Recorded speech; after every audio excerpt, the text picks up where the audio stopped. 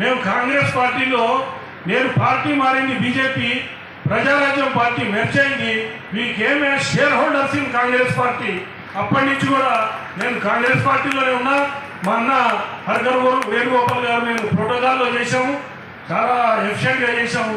తర్వాత నేను ఎవరు ఎక్కడ ఏ ఏ ఏ కాన్స్టిట్యున్సీలో ఉన్నది అని పిలిస్తే ఆ ఎమ్మెల్యేలు ముఖ్యంగా మల్లెడ్డి రంగారెడ్డి గారు కానీ రామిరెడ్డి గారు కానీ ఎక్కడ పిలిచినా కూడా వారి దగ్గర పనిచేశారు.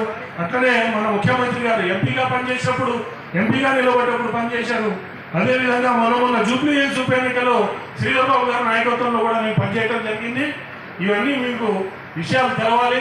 నేను పుట్టింది నల్గొండ, నేను నడిగూడెం విలేజ్, నల్గొండ జిల్లా. మా తండ్రి గారిది ఖమ్మం జిల్లా. మేము పక్కా తెలంగాణ వాళ్ళం. ఈ విషయం కూడా అందరికీ తెలియజేస్తున్నారు. 50-60 వేల మంది వాళ్ళే చైర్మన్గా ఫీల్ అయినట్టు నాకు సంతోషం వ్యక్తం చేశారు. ఎక్కడో 2-3 కామెంట్స్ ఉన్నాయి, దానికి ఆన్సర్ చేయాల్సిన బాధ్యత మేము కాబట్టి నేను చేస్తున్నాను. అందరం కలిసిపోయి బ్రాహ్మణ్ణి పునర్వైభవ దిశగా తీసుకొద్దాం. కొండా సురేఖ గారిని మొన్న నేను వారి ఇంట్లో కలవడం జరిగింది.